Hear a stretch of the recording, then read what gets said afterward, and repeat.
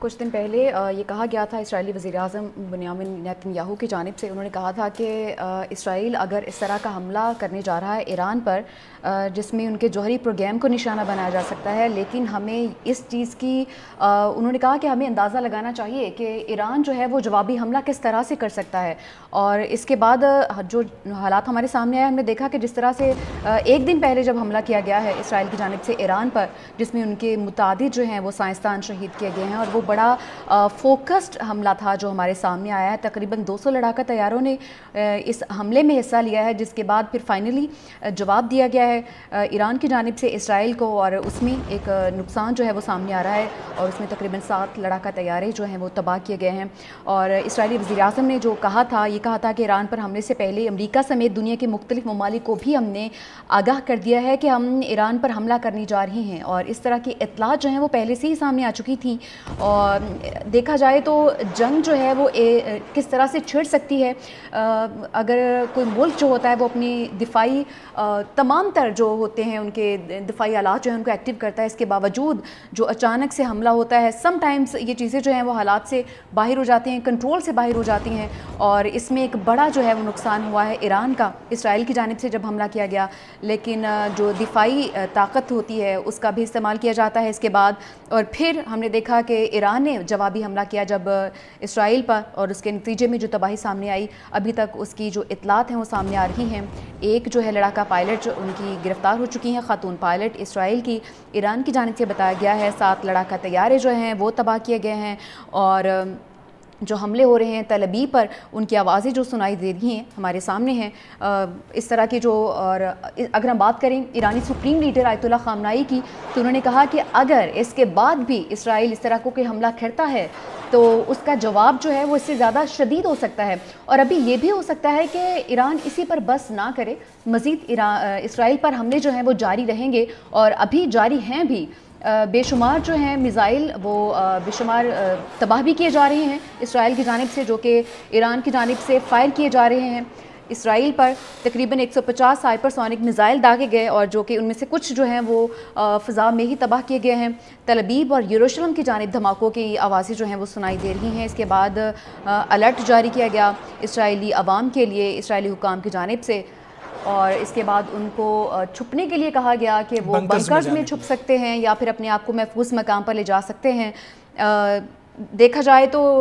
جس طرح سے اسرائیل نے حملہ کیا ایران پر بہت ہی خوفناک تھا، ایک بہت ہی بڑا حملہ تھا، جس کے نتیجے میں اگر ان کے سائنسدان شہید ہوئے ہیں، جس طرح سے ان کے جوہری پروگرام کو روکنے کے لیے یہ حملہ کیا گیا ہے، ان کو اندازہ تھا کہ اس کا جو جوابی وار ہے وہ کس طرح کا ہو سکتا ہے، لیکن ابھی تک جو اطلاعات ہمارے سامنے آ رہی ہیں اتنا نقصان تو نہیں ہوا ہے اسرائیل کا۔ یہاں پر معاملہ یہ ہے سلامتی کونسل کا ہنگامی اجلاس بھی شروع ہو گیا ہے۔ اہم خبر ہے کہ سلامتی کونسل کا، سیکیورٹی کونسل کا ہنگامی اجلاس شروع ہو گیا ہے، اور اس حملے کے بعد جو ایران نے حملہ کیا ہے اس کے بعد اسرائیل کے کئی علاقوں میں بجلی بھی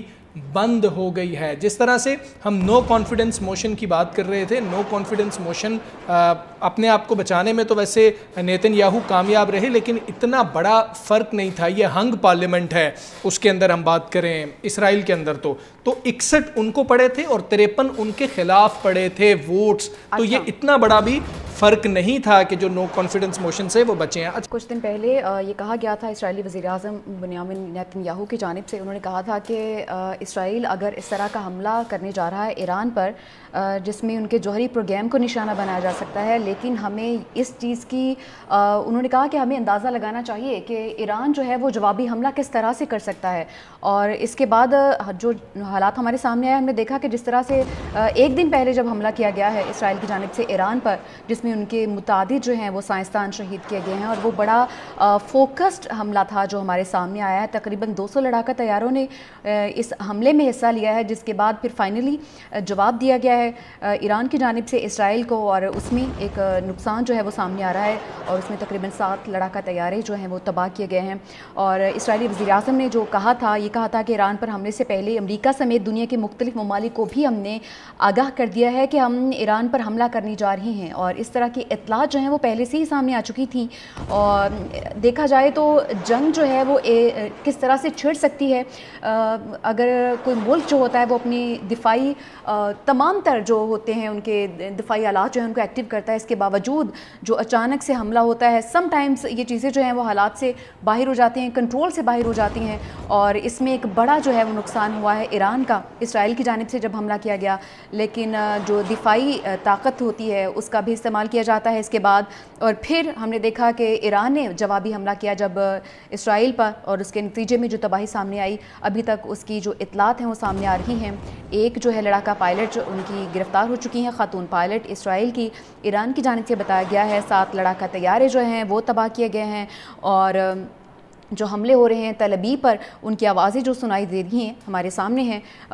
इस तरह की जो, और अगर हम बात करें ईरानी सुप्रीम लीडर आयतुल्लाह ख़ामनाई की, तो उन्होंने कहा कि अगर इसके बाद भी इसराइल इस तरह को कोई हमला करता है तो उसका जवाब जो है वो इससे ज़्यादा शदीद हो सकता है। और अभी ये भी हो सकता है कि ईरान इसी पर बस ना करे, मज़ीद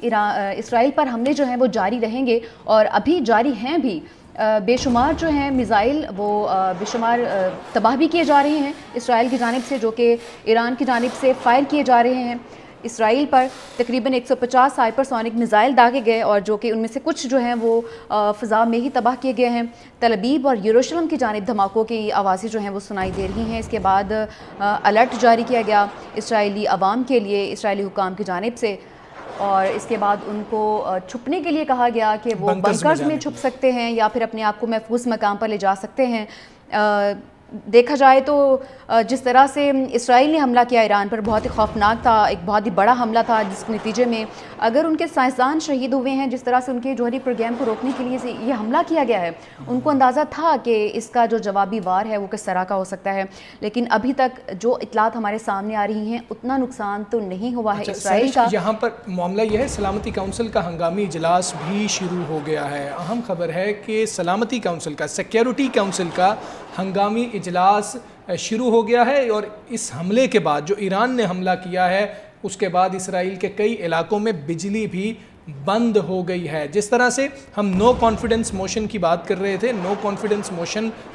अपने आप को बचाने में तो वैसे नेतन्याहू कामयाब रहे, लेकिन इतना बड़ा फ़र्क नहीं था। ये हंग पार्लियामेंट है, उसके अंदर हम बात करें इसराइल के अंदर तो 61 उनको पड़े थे और 53 उनके खिलाफ पड़े थे वोट्स। तो ये इतना बड़ा भी फ़र्क नहीं था कि जो नो कॉन्फिडेंस मोशन से वो बचे हैं। कुछ दिन पहले ये कहा गया था इसराइली वज़ीर-ए-आज़म बेंजामिन नेतन्याहू की जानिब से, उन्होंने कहा था कि इसराइल अगर इस तरह का हमला करने जा रहा है ईरान पर, जिसमें उनके जौहरी प्रोग्राम को निशाना बनाया जा सकता है, लेकिन हमें इस चीज़ की उन्होंने कहा कि हमें अंदाज़ा लगाना चाहिए कि ईरान जो है वो जवाबी हमला किस तरह से कर सकता है। और इसके बाद जो हालात हमारे सामने आए, हमने देखा कि जिस तरह से एक दिन पहले जब हमला किया गया है इसराइल की जानिब से ईरान पर, जिसमें उनके मुतादिद जो हैं वो साइंसदान शहीद किए गए हैं, और वो बड़ा फोकस्ड हमला था जो हमारे सामने आया है। तकरीबन 200 लड़ाका तैयारों ने इस हमले में हिस्सा लिया है, जिसके बाद फिर फाइनली जवाब दिया गया है ईरान की जानिब से इसराइल को, और उसमें एक नुकसान जो है वो सामने आ रहा है, और उसमें तकरीबन 7 लड़ाका तैयारे जो हैं वो तबाह किए गए हैं।